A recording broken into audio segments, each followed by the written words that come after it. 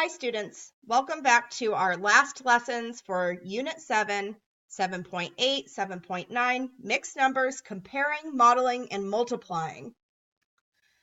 Please take a minute to review the lesson scale. By the end of lessons 7.8 and 7.9, we want you to be at a level 3, being able to independently multiply, model, and compare mixed numbers. Go ahead and take a minute to pause the video and record your goal and scale in your notebook. Let's take a minute to review the mathematical practices that we will use. We want to make sense of problems and persevere in solving them. We want to reason abstractly and quantitatively. We want to model with our math. We want to use tools appropriately when needed. And we want to make sure that we're attending to precision. We need to make sure we're checking our work. So let's go ahead and go over some rules that we want to remember when we are multiplying fractions, specifically this time when we are multiplying mixed numbers. And a lot of these rules are going to seem very similar to those that we went over earlier in the unit when we were multiplying fractions in general. So we can make these generalizations about comparing the size of the product compared to the size of one factor. So the first one I want you to remember is to use your knowledge of the identity property when multiplying the number 1 by a mixed number. The product, okay, so our answer is going to be equal to the mixed number. So for example, if I had 1 times 3/4, this would equal 3/4 because any number times 1 is itself. And I just realized that we are using mixed numbers, so we'll make this 1 and 3/4, and 1 times 1 and 3/4 is once again going to be 1 and 3/4. Next, when a fraction is multiplied by a mixed number, the product will be less than the mixed number. And as I explained in the last video, the reason that it is going to be smaller or less than is because we want a fraction of that mixed number. That means we want only one part. And then lastly, when we're multiplying two mixed numbers, the product will be greater than both, I even bolded it, both of the factors. So now let's go ahead and take a look at how this would work. So I have 1 times 1 and 1/4. So I have 1 whole, and then I'm going to need to break this up into fourths. I know they're not perfect, but you got the idea. And we're going to want to shade 1 part of those 4 pieces. So the product, which we can clearly see is 1 and 1/4, okay, this is actually going to be the product, 1 and 1/4, is anytime we multiply by the whole number 1, it's going to be itself. So what can we say about the product when 1 and 1/4 is multiplied by 1? The product is equal to 1 and 1/4. Okay, now let's look at when we have a fraction multiplied by a mixed number. So this time we have 1/2 times 1 and 1/4. So we want 1/2 of the entire 1 and 1/4. So the first thing we're going to want to do is we're going to want to shade 1 and then 1/4 of this model. So it's going to look really similar to what we just did. But this time we want to break this up so that we have exactly 1/2 of the model. So now I'm going to break it in half.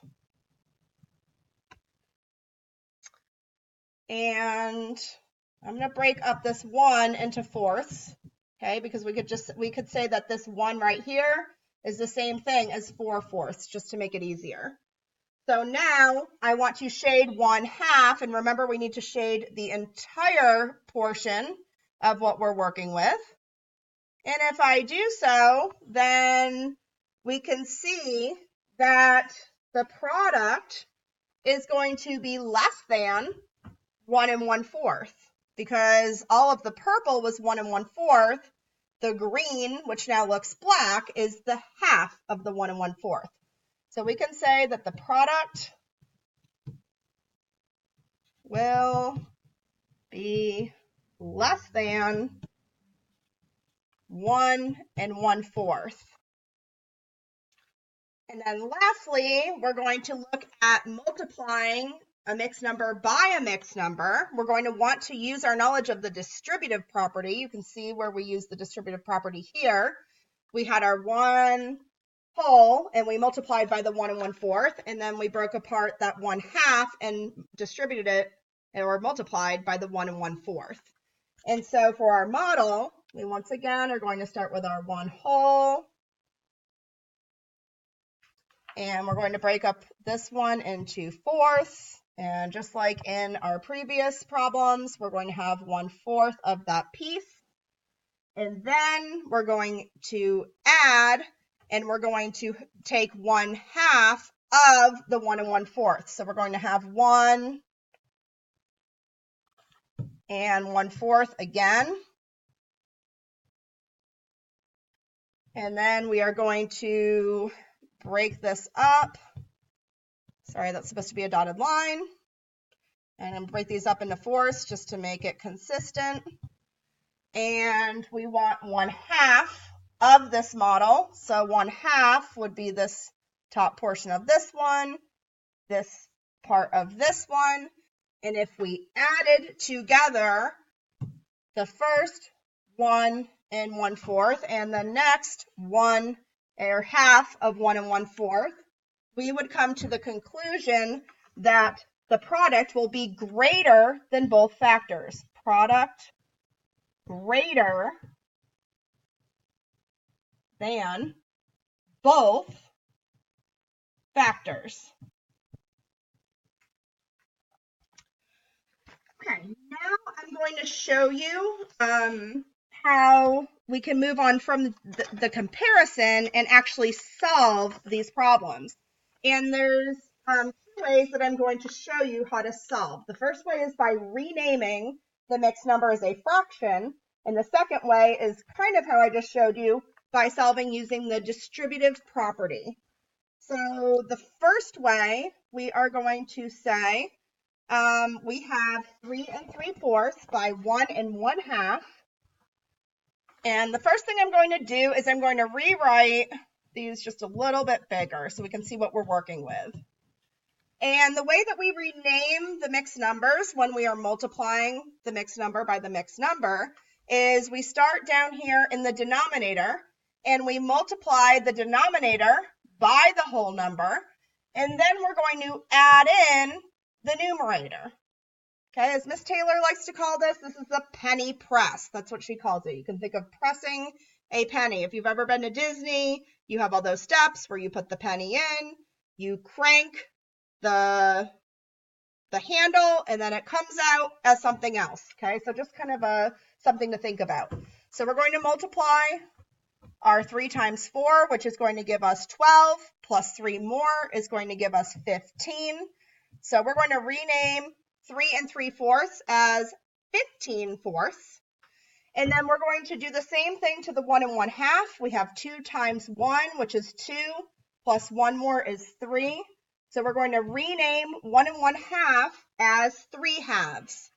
And then we're going to have 15/4 times 3/2. And we're going to multiply the numerators, multiply the denominators as normal, and simplify as needed. So 15 times 3 is 45. 4 times 2 is 8. We're going to ask ourselves, how many times can 8 go into 45? And 8 can go into 45 5 times. We know that there are 5 left over out of those 8. And 5 5/8 can no longer be reduced any further. That is in simplest form because 5 is a prime number. Okay, the next way that we could solve this, you'll notice in this next problem, is we have 12, the whole number 12, multiplied by 3 1/2. So what we're going to do is we're going to distribute the 12, and we are going to say 12 times 3 plus, okay, remember all the way back to the distributive property, 12 times 1/2.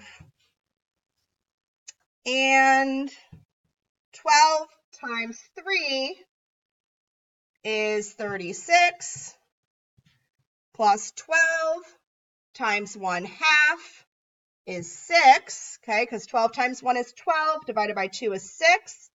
And then we are going to add our 36 plus 6 more, and we should arrive at 42. Okay, so 42 would be our product when solving this problem using the distributive property. Now I want you to take a minute to read this problem, pause the video, record your answers in your notebook using a model form and standard algorithm. And in addition, I want you to note the comparison of the product to the mixed number 1 3/4, meaning I want to know if your product is greater than, less than, or equal to the 1 3/4. We'll come back in a second and check our answer. Okay, let's go ahead and check our work. So we know that we want to do first the recipe as written, which would be 1 3/4. And of the lemon juice. So our model, we would have 1 whole, and we would have 3 of the 4 parts filled in. So we have our 1 whole, and we would have 1, 2, 3/4 filled in. And we know that if it is as written, it's just times 1, which would be 1 3/4. Then the next part is we want 1/2 of the recipe. So if we make 1/2 of that 1 3/4, we're going to make, once again, our model, and I'm going to use a better color here. We have 1 whole, we have 3/4, and we know that we want half of this model. So we only want 1/2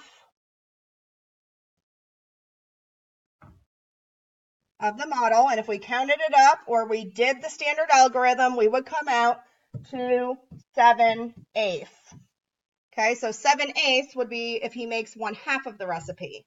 And then last but not least, we want to know if he makes 1 1/2 times the 1 3/4. And remember, when we multiply two mixed numbers, we're actually going to get a larger number. So we're going to have our 1 3/4. So our 1 3/4 plus we're going to have 1 1/2.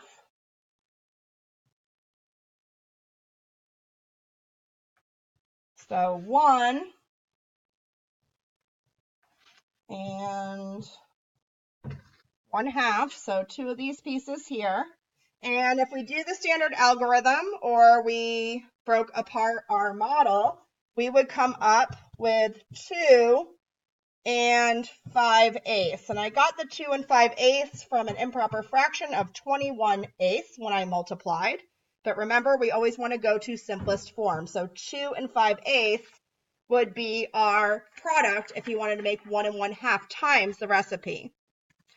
All right, let's go ahead and reflect on our learning. Please record your ending scale in your notebook, and we will see you in class tomorrow. Have an awesome night.